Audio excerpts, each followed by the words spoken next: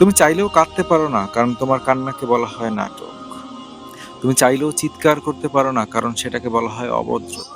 তুমি চুপ করে থাকলে বলা হয় অহংকার করছো। তাহলে তুমি করবেটা কি? আমরা সবাই একটা ঘরে বসবাস করি, কিন্তু তুমি কি কখনো তোমার নিজের ঘরের ভেতরে থেকেও নিজেকে পরবাসী মনে করেছো? একটি বাড়ি, একটি ছাদ, চারপাশে অনেক পরিচিত মুখ, তবু মনে হয় তুমি একা। মা বাবা ভাই বোন সবার ভিড়ে থেকেও নিজের অস্তিত্বটা যেন কোথায় হারিয়ে ফেলেছো। আমরা অনেকেই এমন এক পরিবারে বড় হই, যেখানে খাবার আছে, পোশাক আছে, মাথার উপর ছাদ আছে, কিন্তু যেটা নেই সেটা হলো বোঝাপড়া। একটা সময় বুঝে যায়, সবকিছু থাকার পরেও কোথায় একটা অভাব থেকে যায়। কখনো কখনো তুমি হয়তো কোনো একটা কথা বলতে গিয়েছিলে, কিন্তু কেউ শুনলো না। তোমার চোখের ভাষা কেউ পড়লো না। তোমার অভিমান, তোমার না বলা কথাগুলো ঘরের চার দেয়ালে ধাক্কা খেতে খেতে খেতে খেতে চাপা পড়ে গেল। তুমি চাইলেও কাঁদতে পারো না, কারণ তোমার কান্নাকে বলা হয় নাটক। তুমি চাইলেও চিৎকার করতে পারো না, কারণ সেটাকে বলা হয় অভদ্রতা। তুমি চুপ করে থাকলে বলা হয় অহংকার করছো। তাহলে তুমি করবেটা কি?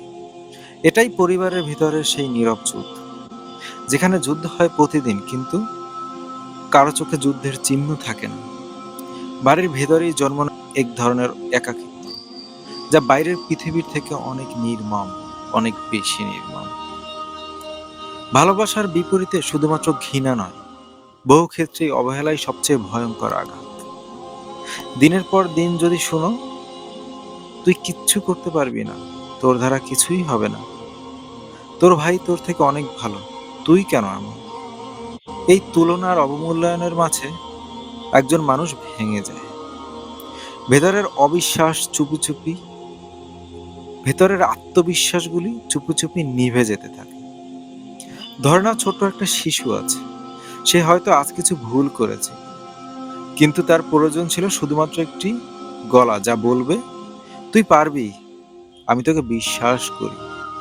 কিন্তু যদি প্রতিদিন তাকে শোনা লাগে, তুই ব্যর্থ, তুই কিছুই না, তাহলে সেই বিশ্বাস হারিয়ে যায় নিজেকেই। সে আর স্বপ্ন দেখে না, চেষ্টা করে না, কারণ মনে হয় সে বিশ্বাস করতে শুরু করেছে, আমি সত্যিই অযোগ্য, আমার দ্বারা আসলেই কিছু হবে না।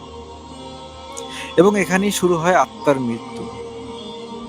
এই অবহেলার ভাষা অনেক সময় চিৎকার হয় না, বরং সেটা আসে নিঃশব্দে। কেউ তোমার কথা না শুনে মোবাইলে ব্যস্ত থাকে, তোমার অর্জনকে স্বাভাবিক বলি হালকা করে নেয়, তোমার ব্যথায় কেউ মাথা ঘামায় না। এটাই অবহেলা। এই অবহেলাই একদিন নিজের কাছে অপ্রয়োজনীয় হয়ে পড়ার ভয় তৈরি করে। এই ভয় মানুষকে নিঃস্ব করে দেয়, ভেঙে দেয় ভিতরের সমস্ত শক্তি। সবাই চায় কিছু বলতে, সবাই চায় এমন একজন থাকুক যে বলবে, আমি শুনছি, বলো কি চাও তুমি। কিন্তু পরিবার যদি সেই শ্রোতা না হয়, তাহলে একজন মানুষ তার সমস্ত কথা চেপে রাখতে শিখে ফেলে। চুপচাপ থেকে সে এমন এক অবস্থায় পৌঁছায়, যেখানে কষ্ট একসময় স্বাভাবিক লাগে। হাসি মুখেই সে সব সহ্য করে নেয়। একটা সময় সে আর অভিযোগ করে না। তাকে জিজ্ঞাসা করলে বলে, ভালো আছি। কিন্তু আসল সত্যি হলো, সে কাঁদে, শুধু নিঃশব্দে। সে শুধু নিজের ঘর, নিজের বিছানায় কাঁদে আর ভাবে, আমি কারোর জন্য কি সত্যি মূল্যবান? আমার কথা যদি কাউকে না ছোঁয়, আমি কেন আছি? এই প্রশ্নগুলো গভীরভাবে ধ্বংস করে একজন মানুষকে, তার নিজের অস্তিত্বকেই প্রশ্নবিদ্ধ করে। সবাই ভাবে পরিবার মানেই ভালোবাসা, কিন্তু সত্যি কি তাই? অনেক পরিবার দিনরাত লেগেই থাকে ঝগড়া, অপমান, দূষণ। একজন আরেকজনকে শুধু কষ্ট দেয়, ভালোবাসা তো দূরের কথা। তুমি হয়তো ছোটবেলা থেকেই শুনে আসছো, তোর জন্যই সংসার নষ্ট হয়ে গেছে, তুই একটা বোঝা, তোর জন্মটাই ভুল ছিল। এই কথাগুলো একবার না, বারবার শোনা হয়, এবং প্রতিবার সেই কথাগুলো ছুরির মতো বিঁধে যায় ঠিক বুকের মাঝখানটায়, মনে। এক সময় সেই সন্তানই ভাবতে শেখে, আমি না থাকলেই হয়তো সবার ভালো হতো। এমনও হয়, কেউ বাসা ছেড়ে বেরিয়ে যায়, কেউ চুপচাপ আত্মহত্যার মতো কথা ভাবে, কেউ বা নিজেকে হারিয়ে ফেলে এক অন্ধকার জীবন। এভাবেই সম্পর্কগুলো বিষ হয়ে যায়, একটা পরিবার হয়ে ওঠে বিষাক্ত পরিবেশ। তবে সব কষ্টের শেষেই একটা আশার আলো থাকে। তুমি যদি আজ এই কথাগুলো শুনছো, তবে বুঝে নিও তোমার কষ্টটা বাস্তব, কিন্তু সেটা চিরস্থায়ী নয়।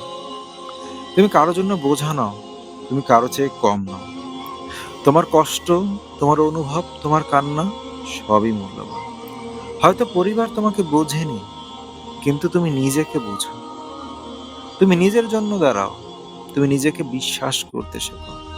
তোমার ভেতরেই লুকিয়ে আছে এক অদম্য শক্তি। আজ না হোক কাল এই কষ্টই তোমাকে গড়ে তুলবে। তুমি কাউকে কাঁদিয়ে কষ্ট পেয়েছো, ক্ষমা করে দাও। তোমাকে অবহেলা করেছে কেউ, তার থেকে তুমি এগিয়ে যাও। যদি কেউ না শুনে, তোমার নিজের হৃদয়টা শোনো। নিজেকেই বলো, আমি আছি, আমি পারবো, আমি আজ থেকে নিজেকে ভালোবাসবো। তোমার কষ্টের গল্পটি একদিন তোমার শক্তির প্রমাণ হবে। তুমি শুধু অপেক্ষা করো, নিজের প্রতি বিশ্বাস রাখো, কারণ তুমি সত্যিই অসাধারণ। তুমি অসাধারণ করো, তুমি পারবে। তোমার পরিবার বুঝেনি, তোমার প্রিয় মানুষটি বুঝেনি, তুমি তোমার নিজেকে বুঝো। নিজেকে সময় দাও, নিজের আত্মাকে জাগিয়ে তোলো। তুমিই পারবে।